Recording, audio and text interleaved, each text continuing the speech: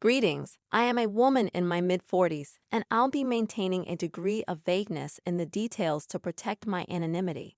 My ex-husband and I first crossed paths during my late teens, and after 3 years of being together, I found myself expecting a child.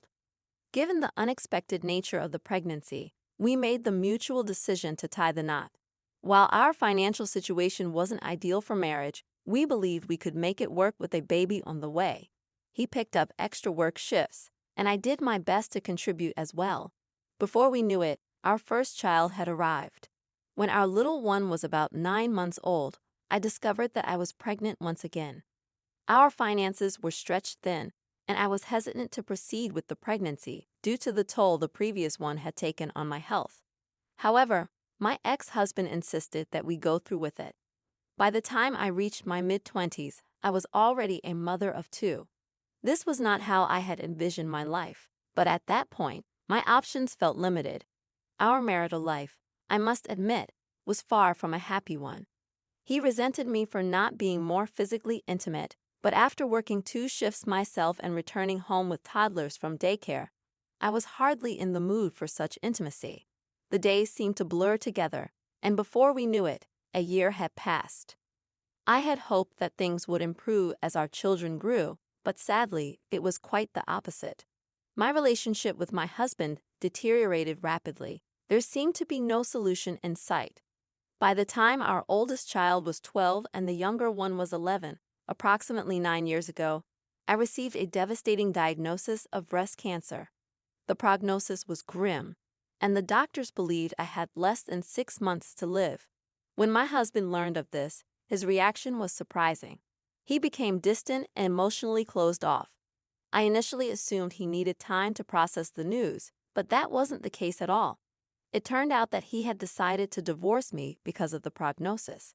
In his eyes, I was a lost cause, destined to die soon, and he thought it would be better for our children not to witness my passing. Hearing those words shattered me, and I lost the will to carry on. I reached a breaking point to the extent that one of my physicians recommended trying a new experimental medication that was showing promising results. At first, I hesitated. I hadn't seen my children in over 3 weeks, and every attempt to reach my ex-husband resulted in him hanging up on me or denying me access to them. Still, I considered that perhaps giving the medication a chance might help me regain some semblance of normalcy and possibly salvage our marriage. With that in mind, I decided to take the medication. It did work, although it required a mastectomy to remove the tumors primarily located in my right breast. The doctors were optimistic about my prognosis, but my husband's reaction was far from encouraging. When I shared the good news with him, and we met in person, he took one look at me and expressed his lack of physical attraction to me in my fragile state. He couldn't understand why he should remain with someone he wasn't drawn to, and he informed me of his intention to proceed with divorce proceedings. To say I fell into a deep depression would be a vast understatement. Eventually, the divorce papers arrived in the mail, and after ignoring them for a week, coupled with numerous messages from both my husband and my children, I finally signed them. It took me some time to come to terms with the fact that my family, the only thing I had known for the past 12 years, was no longer there. I felt overwhelmingly despondent, but I forced myself to venture out and explore new experiences in the hope of finding something worth living for. That's when I discovered rock climbing. There was something about the struggle and the pain you endure while scaling those chunks of rock, all to witness the most breathtaking views that made every hardship worthwhile. This new passion resonated deeply within me, and over the last 8 years, I became an avid rock climber. Through these climbing sessions, I crossed paths with my now husband. We met some years after my divorce, and after being friends for a year, we decided to take the leap and start dating. Despite having a few trust issues, he was patient enough to take things slow with me. When he asked me to marry him, I didn't hesitate to say yes. I had already formed strong bonds with his family, and my relationship with his daughter felt almost like she was my own. So, marrying him was a decision that didn't require much heavy contemplation. My husband is a lawyer at a prominent firm in our city, which affords us a comfortable lifestyle. My stepdaughter, who is about to turn 18, is dearly loved by both her parents and their extended family. She is set to gain access to her trust fund, which reportedly holds more than $2 million. Being a driven and career-oriented young woman, she intends to use the money to attend the Ivy League university where she has been accepted. What I didn't anticipate was the fallout after she publicly thanked everyone, including me, for supporting her career and trust fund endeavors. Over the past 9 years, my attempts to reach out to my biological children have been met with rejection. They brushed me aside, ignored my calls, and made it abundantly clear they wanted nothing to do with me. I suspected this was due to my ex-husband's influence. However, when they saw my stepdaughter's post about the trust fund, they suddenly reappeared in my life, bombarding me and my stepdaughter with messages, essentially asking for money. They expect me to step back into their lives and play the role of their mother just because I married into a wealthy family. I find myself at a loss about how to handle this situation. While my husband is understanding, I sense that this situation will worsen if I don't address it promptly. I am uncertain about what to do next. Thank you all for your replies and comments. I took your advice and confronted my ex-husband. I warned him that if he continued to harass my family, I would obtain a restraining order against him. He argued back, claiming that I hadn't cared enough about the family to rebuild our relationship. It was evident he felt entitled to my resources. Frustrated by his attitude, I ended the call. I felt shattered after our conversation, questioning whether I had been a bad mother to my biological children. Their rejection over the years made me wonder if it was my fault. Since my last update, my stepdaughter has been continuously harassed by my ex-husband. She described a man stalking her, and I am certain it is him.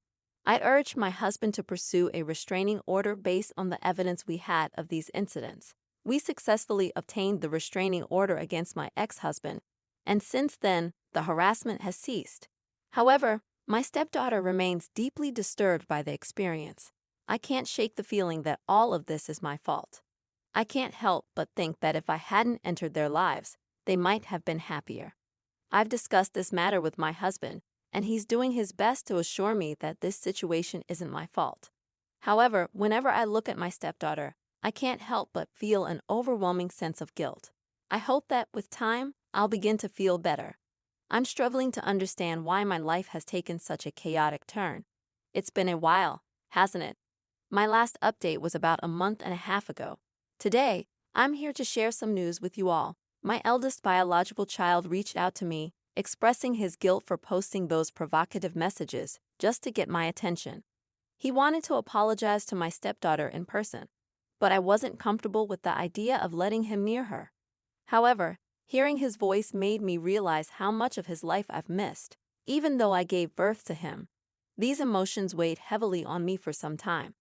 After careful consideration, I agreed to stay in touch with him, as I wanted to get to know my child better. I also learned a bit about why they were so reluctant to contact me. Essentially, my ex-husband had told them that I wanted to end the relationship after my cancer diagnosis to spare them from the pain. He convinced them that if they didn't go along with the breakup, I wouldn't have had the strength to do it myself. So both of my children decided to follow their dad's lead and distance themselves from me.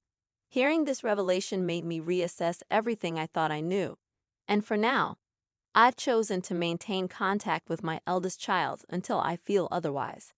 I'm proceeding with caution, and he mentioned that he will speak with my youngest child as well when the time is right.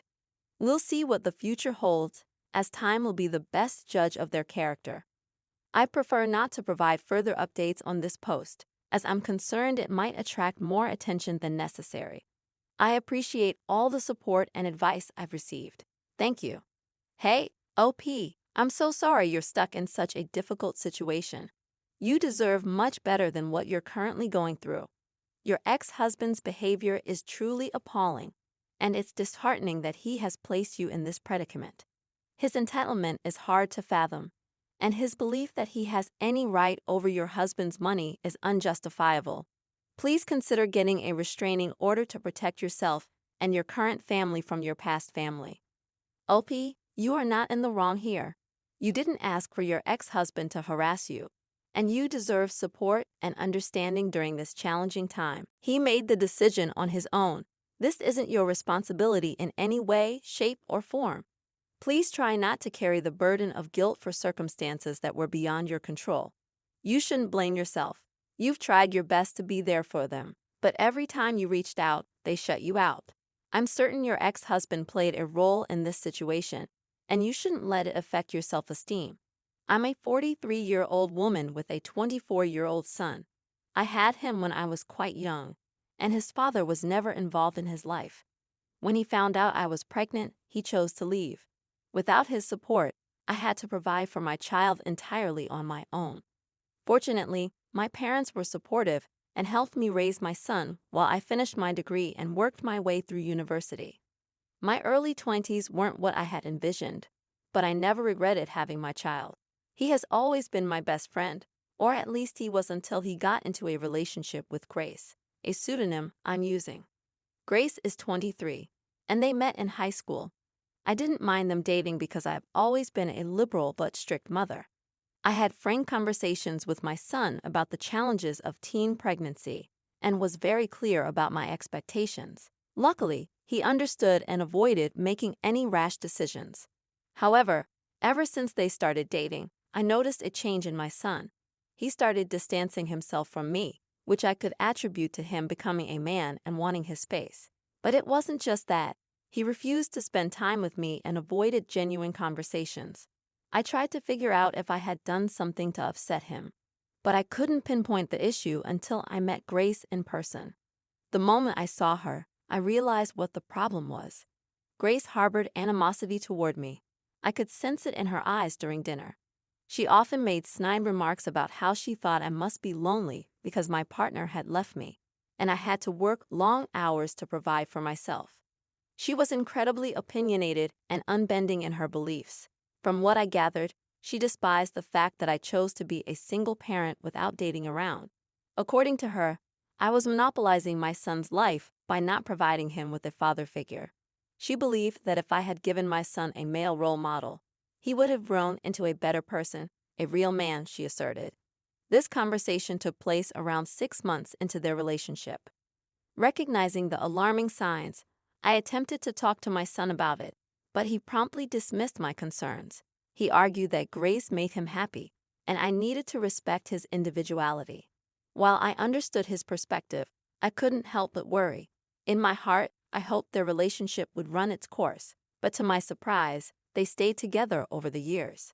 It wasn't inherently a bad thing, but the red flags I noticed kept multiplying, and it felt like I was the only one seeing them. Despite the strain in my relationship with my son, I tried my best to be happy for him. I wanted nothing but the best for my child. 2 months ago, they came to announce their engagement. I was a bit taken aback by the news, but ultimately, I was happy because my son was happy. During the wedding preparations, my mother asked me to uphold our family tradition with my soon-to-be daughter-in-law, as I had never gotten married. The tradition involved breaking a plate after the wedding, a fun custom passed down through generations. I thought it was a small gesture to honor our heritage. When I approached them about the tradition, Grace scoffed at me, suggesting that I should abandon my culture since we were now in America. According to her, Americans didn't engage in such uncouth behavior as breaking expensive china to preserve outdated traditions from our homeland. To my shock, my son sided with her, insisting that I should adapt to the times and let go of the tradition. He even went so far as to claim that since he was born in America and his dad was American, he felt no connection to that aspect of his heritage. Those words deeply shook me. I felt incredibly humiliated, so I ended the conversation. However, they persisted, posting numerous passive-aggressive messages on social media, vilifying me in the process. It was heartbreaking to witness the extent of my son's animosity toward me. Grace had complete control over him, and I couldn't help but feel disappointed in myself. Determined to take a stand, I decided to make a significant change. After years of hard work, saving, and careful budgeting, I managed to buy a cozy place in the suburbs. The original plan was for the wedding to take place in my backyard, which bordered a beautiful forest. My son wanted to incorporate nature into the ceremony. Despite this, I saw several social media posts from them, subtly attacking me. Aware of their budget constraints, I knew booking a venue would exceed their financial limits. Frustrated by their behavior, especially after seeing the fifth post targeting me, I informed them that I wouldn't host the wedding at my house anymore. I explained that they were not welcome and suggested they find a venue that better suited their vision of an American wedding. When they resorted to name-calling, I made a firm decision. My son would no longer receive the inheritance he expected due to his disrespectful behavior. Since then, my phone has been inundated with voicemails, some with my son pleading for reconsideration, while Grace screamed in the background. Others were just angry rants, blaming me for their marital issues. The news spread, and now I'm bombarded with messages from people calling me an a-hole and questioning my decision. 2 nights ago, my son showed up at my doorstep inebriated, begging me to let him in. He cried, slurring his words, and banged on the door. I chose not to open it, trying to enforce boundaries. Perhaps I had been too lenient, allowing him to forget that I'm his mother, deserving of respect. From what I gathered, Grace always desired to live in the suburbs, and my house was her ideal choice.